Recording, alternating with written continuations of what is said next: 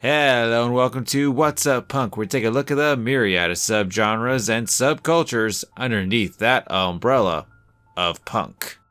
Today we're taking a look at Mythpunk. Yeah, if you've been here long enough, you know what this visualizer means. I don't fuck with this one. What is Mythpunk? Whatever. Can we just not? Can we just not?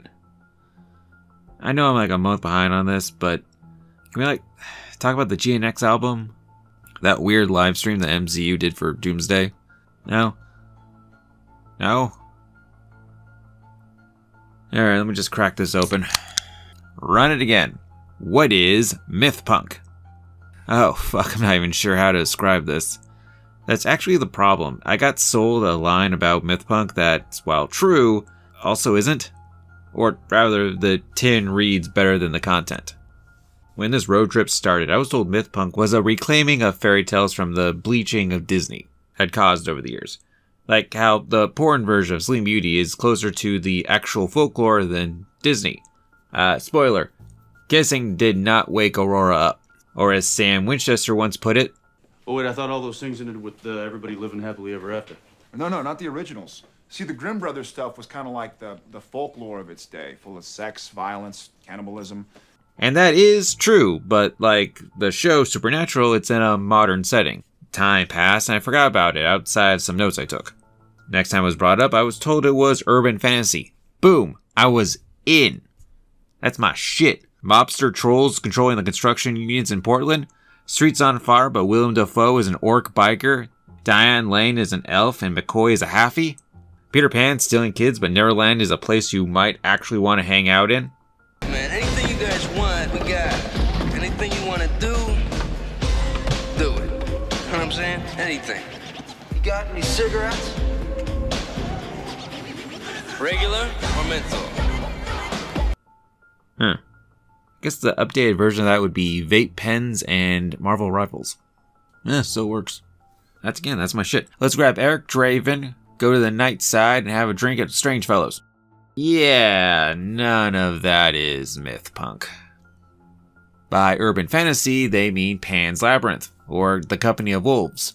By the way, that movie can fuck right off, like all the way off. Why is Mercy Graves' kid sister driving a limo through a dark forest for an apothecary? I thought this was the Dark Ages. Why is this kid getting Evil Deaded? I thought this was about werewolves. Who told you that looked good? I'll admit the child thief is close to my view on what urban fantasy is. Enough old man shaking his fist at clouds, but no, seriously, fuck this movie. What is Mythpunk? Fiction where classic folklore and fairy tales get hyper-poetic postmodern makeovers. Coined by author Kathleen M. Valentine, writer of The Orphan's Tale, the prototypical Mythpunk book. The term describes, in her own words, a brand of speculative fiction which starts in folklore and myth and adds elements of postmodern fantastic techniques, confessional poetry, non-linear storytelling, linguistic calisthenics. Oh, you have no idea how much linguistic calisthenics. We'll get back to that. World building and academic fantasy. Bold sexuality, bizarre retellings of familiar fairy tales, pervasive anxiety, fear of the inevitability of change, feminist parables, the brutality of humanity, the dark price of magic. I wish for world peace. It comes about because of the intergalactic war. What if I just wish to exist without want? Very cool. You're that chair now. Yeah, the captain's chair. Surreal imagery, a twisted sense of humor, elaborate symbolism, and radical reinterpretations that reinterpret the fairy tales we grew up with. They told us all about a defined world where we could only be a few things: princess or witch, prince or pauper, wizard or hag. People who deviated from the norm were invisible or never existed. It's about breaking that dynamic and piecing it back together, making something strange and different and wild. Or more concisely, as Catherine once put it, break it. It will be beautiful. And that's what punks do. So Mythpunk is about the unpopular crowd of fairy tales, more than the glamorous prince and princesses. Somehow owls and bells still seem to slip in.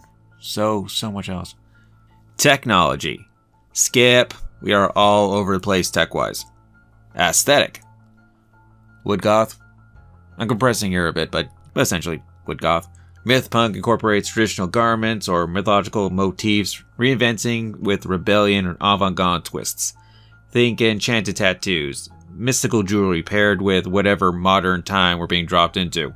Mythpunk Visual's aesthetic features strong connections to subverting the various tropes often found in fairy tales, often with very dark twists, such as American McGee's Alice in Wonderland games, Over the Garden Wall, and The Owl House. So it's a darkly whimsical style. This is the main look for Mythpunk, but it does drift into the prog rock album cover and surreal landscapes. Wow, you two seriously compartmentalize. This was a void like a minute ago, but it's already organizing around your psyches. It's a style I think works best in the animated space for that dark take on fairy tales. It's what I enjoy at all about Mythpunk. They also often explore social and political themes. For example, a Mythpunk story might explore themes of racism, sexism, or classism. Mythpunk stories are often more stylized and evocative than traditional modern fantasy. Mythpunk stories can also be used to explore the experience of marginalized people in new and innovative ways, as well as provide a sense of empowerment and agency for marginalized readers, in a world where these readers are often underrepresented and mistreated. Mythpunk stories can show them that they are capable of great things.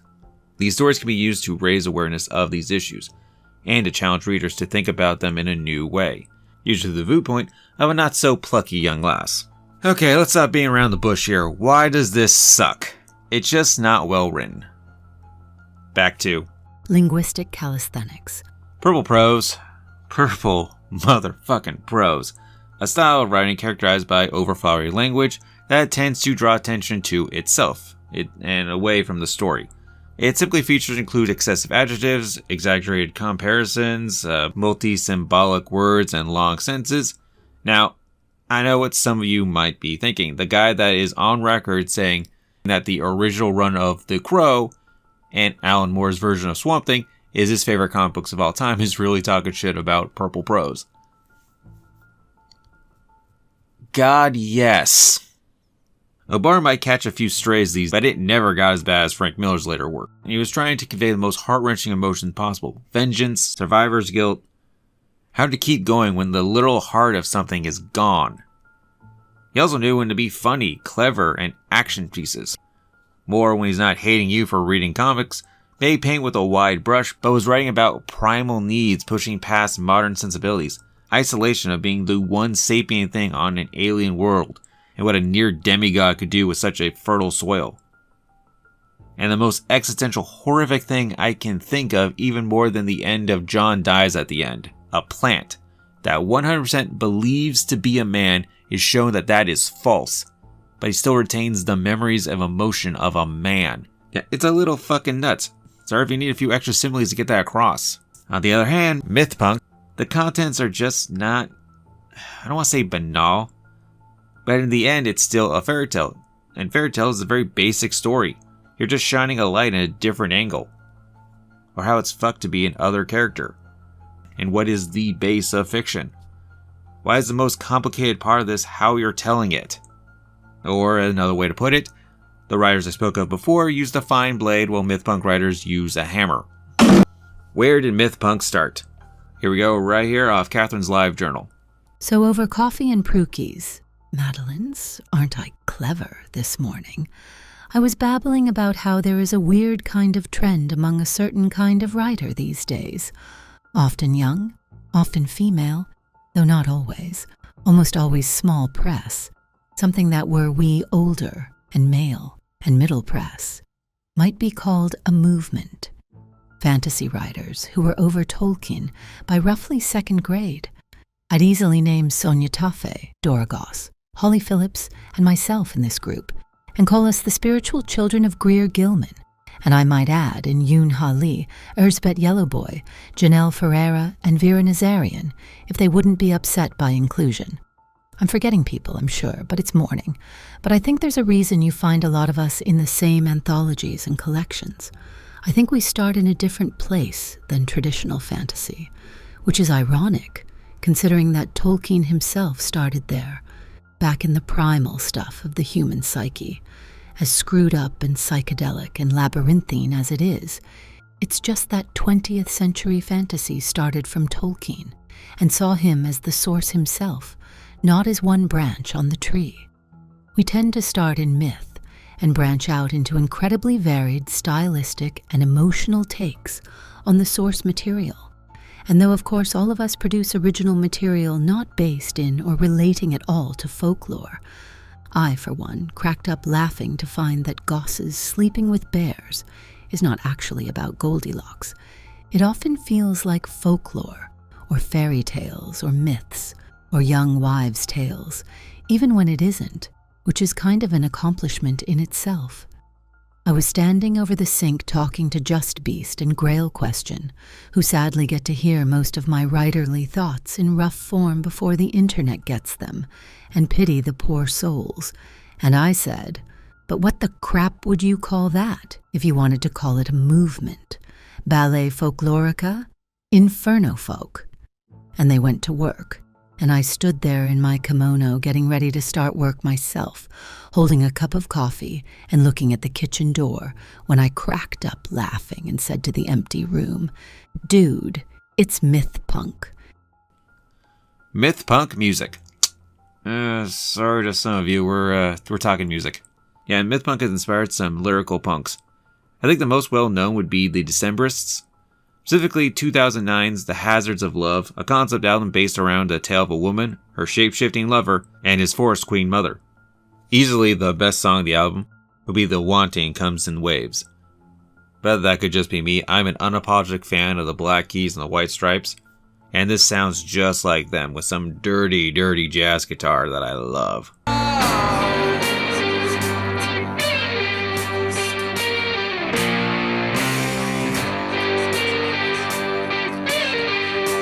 And that Baroque piano to rock beat change-up, ooh, that's the tasty biscuits.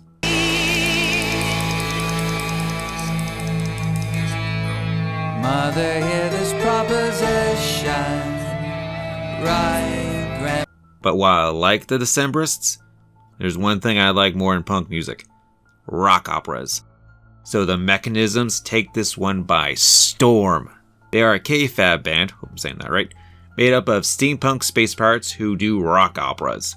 Ragnarok 2 Calling and Thor from the album The Bifrost Incident are great songs. At the observation window, Odin watches untouched by the chaos. Loki stares at her, eyes wide, mind clear. But I would also like to highlight Sirens off the Ulysses Dies at Dawn album. Touch my lips as red as flame. I'll grant you power. My recommendations. The cream rises to the top. I may not be a huge fan of the genre as a whole, but I got goodies to share. Pan's Labyrinth. 20 years later, and I still have no fucking idea what this movie's about. But I don't care. Because this movie is gorgeous. I'll admit, it has been a long time since I've seen this movie, so when it came around again for this video, I was blown away by how good it looked. From creature design to lighting to camera work, the Mandrake route still freaks me out, and that is nothing less than a compliment. Honestly, that thing is worse than the Pale Man. Fun fact, forever, my friends and me have been calling that thing the Skinwalker, because look at it, it's a rake with a budget. I usually point people to The Thing or Trick or Treat as an example of why I personally think practical effects are better for creature design than CGI. But after rediscovering this one again, I'm going to be pointing them to this. Segueing us to Trick or Treat. Well, not all of Trick or Treat. The movie is a 2007 anthology horror film. The film takes place on Halloween night in the fictional town of Warren Valley, Ohio. The plot follows a non-linear narrative, with characters crossing paths throughout the film. At the center of the story is Sam, a peculiar trick-or-treater in an orange footy pajama costume. Oh, look at it, it's so cute. Who appears to enforce the rules of Halloween. The segment I'm pointing out is Surprise Party. Laurie, a self-conscious 22-year-old from out of town, joins her older sister Diana and her friends Maria and Janet for Halloween. The girls select princess costumes while Laura dresses up as Little Red Riding Hood, a devout Halloween traditionalist Laura misses trick-or-treating and is uncaring of her friends and sister talking of dates. While the other girls pick up dates and head to the bonfire party, Laura stays and enjoys the town's festivities. Later on her way to meet with her friends, she is attacked by a man in a vampire costume. Laura arrives at the girls' bonfire with the injured and frightened vampire. The girls shed their clothes and skin, revealing they are werewolves, Laura having chosen the vampire as her first kill, as he truly deserves it and devours him. I'll admit I'm stretching it a bit on this one, but it does focus on a creature from fairy tales that don't traditionally get a lot of love, the werewolf, and puts what I think is an interesting spin on it. If you're only exposed to the modern idea of a werewolf, its interpretation is more of a Jekyll and Hyde situation, with the werewolf being just a normal human when not under a full moon. And when that's not the case, there's something special, either something very old or very new. In fairy tales at least, well, the grim variety anyway, the wolf is the wolf. Flesh or fur, wolf is the wolf. And the wolf has got to eat. Also tearing down Disney's mantles a bit, with the girls being in bleached version out of folklore, with Laura being the more traditional. This is definitely a story about growing up and the loss of innocence. One could interpret that Laura has never killed before. As the runt, she probably sustained herself on scraps or human food. But when confronted by a real monster, well, like Johnny Silverhand once said, "None of us are getting out of here alive, so please stop treating yourself like an afterthought. Eat the delicious food." Also, I just get a massive kick out of Little Red Riding Hood becoming or being a werewolf. It's like Red was one of my favorite characters on Once. Barbarous. Oh boy, this one feels like I'm skirting the line here. Maybe more than the last one. But let me show my work before judging, and be glad I'm not trying to advocate for this one. Yeah, that's Sarah Connor. Yes, she's swooning over the big cat. Yes, the big cat is Ron, motherfucking Perlman. Can you please focus? Right, okay. Barbarous is a webcomic from Anath and Yuko of Johnny Wanderer, aka the reason why I own 4 and counting versions of The Will of One. I'll have it on vinyl one of these days, and is definitely a retelling of Beauty and the Beast, plus or minus a few things. Let's start with the titular beast leads. He is not a guy turned into a beast. More like a beast turned to a guy. A man beast. A beast guy. Manimal. I think. I've always been a little dark on how familiars actually work. I always just sort of assumed constructs. But yeah, that's with him, a familiar. But unlike every other familiar in his world, Leeds has a mind of his own, a will of his own. But like normal familiars, he's affected by the emotions and minds around him, compelling him to serve. That's led to some social, mental, probably spiritual issues that he's not dealing with at the beginning. In fact, the only reason he can go outside is that people believe his look is a glamour. If people found out what he really is, Magic Feds be all over him like he threatened a magic Tesla. Now on to our titular beauty, Persephone, aka Percy. First things first. Damn! She got that thing, yo. And she knows it, which is always a +5 modifier for me. Strut that runway, mama. She's also depicted as an actual book-smart person. And in a lot of media, that's just someone who really likes books. Or is really good at research, but can't use the practical applications. No, Percy was top of her class, flaunted her expert abilities, and seriously crashed out when she couldn't get into Magic Quantico. So hard that basic spells don't work for her anymore. The reason given so far is someone sabotaged her, but I'm willing to bet a little bit of sexism there. It seems like women are pushed into the glamour track, opposed to the Magic Fed track. She also has the capacity of being a devious motherfucker. Percy was definitely with her last boyfriend because he was a good lay and had a name that would help her out down the road. Now, that crash out really mellowed her out. Anyway, the two meet on a botched hero moment, but they do have good synergy, so while treating her wounds, she's offered a job where Lead works in an apartment building to be a fix-it.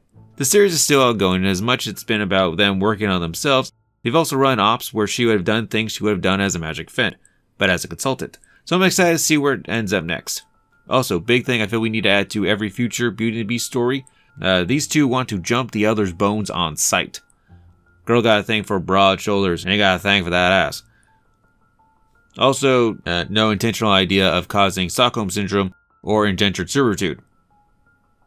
I mean, except for all the debt. Owl House. This is the greatest thing Disney has made since Gravity Falls. The way it was treated by Disney is deplorable, and they might have created a greater menace. Why is this allowed to be among Disney's top tier? Is it the monstrous inhabitants of the Boeing Islands? Integrated, imaginative, almost full Metal Alchemist magic system, tearing down your tropes of both folklore stories and isekais. A story of othering that doesn't feel like it's being shoved down my throat.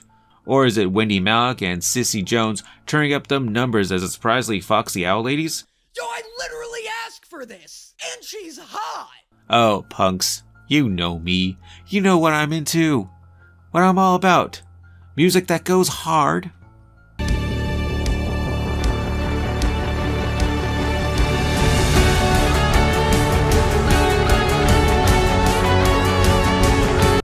And the universal open source access to catching these hands.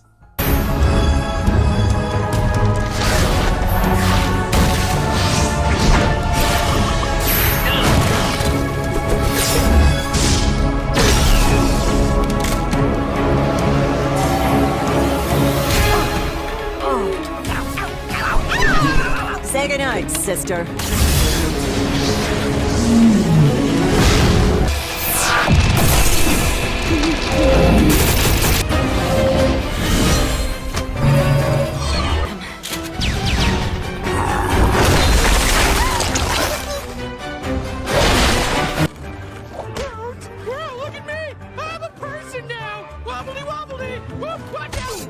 Alright, so Hootie definitely has bodies in his basement, right?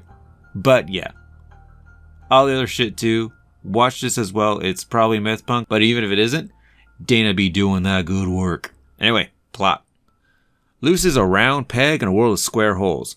Her mother, a former said misaligned peg, was pressured to pressure Luce to go to nerd conversions camp. Instead, she's isekai to the Boeing Islands, an island of magic users and demonic creatures from the desiccated remains of a literal god, with a simple dream of being taught magic by Ida the Owl Lady, a master of wild magic. Luce not only completes this dream, but finds friends, love, and her own destiny. What kind of chosen one should I be? Huh? What? Should I be full of optimism and goodness, like the good witch Azora? Or should I be like a bad girl chosen one with black nail polish and a mysteriously withdrawn attitude? Pour yourself a cup of apple blood. You mean apple juice? No. Strap in, it's a trip. Honorable mention. American McGee's Alice series. Yeah, that's his real name. Mama was a bit of a hippie. No, he can't punch portals. It's an honorable mention only because I've never played the series, so I can't really speak to its entire quality, only what I've seen on YouTube and various other places. We were deep in the Xbox 360 era at the point I'd heard about this, and at that point, well, I was all about putting bullets in people. However, right from jump, I love the art style, the Hot Topic clothes, and cosplay. It's also what inspired the Tactical Alice photos. What? I've been at this an incredibly long time. The only things I haven't done yet is produce a full-length movie that wasn't a documentary, make a game, or shoot a porn. One of those things is a lie, and you will never know which. In 1863, Alice Liddell, yes, that Alice. So the original events of the book do happen, just this is where everything goes tits up. Is awoken from a dream of Wonderland by a house fire. Although she is able to save herself, her family is killed, and she is left with serious burns and psychological damage. Alice is brought to an asylum in the state of Cantonia, where several years of treatments fail to rouse her from her stupor. When Alice's toy rabbit seems to call for her to help, she mentally retreats to Wonderland, which appears to have been disfigured by her broken mind. Alice does win in the end, coming to terms with what happened. She smelled smoke, and could have warned her family, but she was a little girl. She wanted to stay with her friends in Wonderland, so there she remained. Till it was too late. With a final battle with the Red Queen, she stitches her fractured mind back together again, restoring Wonderland and several characters that had died during the game. And finally, she leaves the asylum. Yeah, it only gets worse from here. See, well, that is how it went down. It's not all that happened. Alice, now 19 in 1875. Ooh, 1875 London. Someone get this girl some gin. Was getting what could only be charitably called hypnotherapy by this living sack of shit called Bumby. More like reformatting her wetware to delete her memories and make Alice his slave. It does not go well. Alice is struck by hallucination and believes herself to be in Wonderland again. I won't go into details because, let's put it this way, this guy got off light.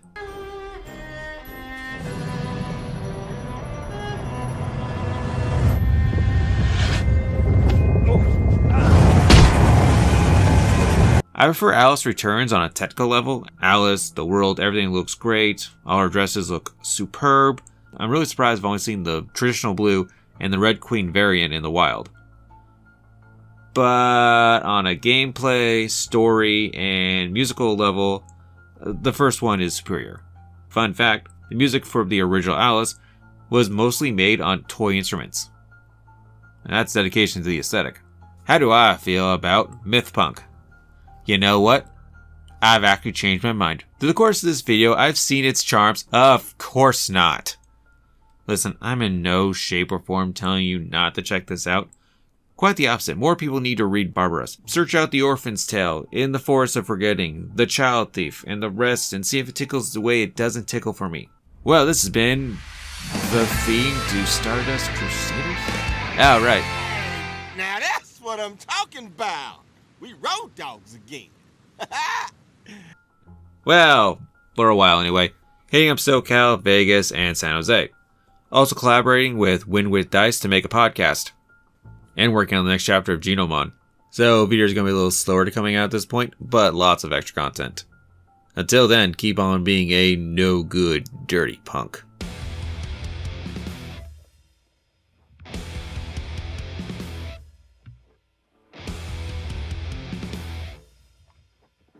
You know it, you love it, here's the spiel, let's do it. Hit subscribe to be my subscriber. Hit the bell so you know when I've actually posted stuff. Still no idea why those two things are separate now, but whatever. And of course, hit like to appease the algorithm gods. All fear and praise. On a list of whatever YouTubes, I am also probably not going to get any ad revenue for these videos, so if you would be so kind, check out that Patreon and the GoFundMe. Links in the description.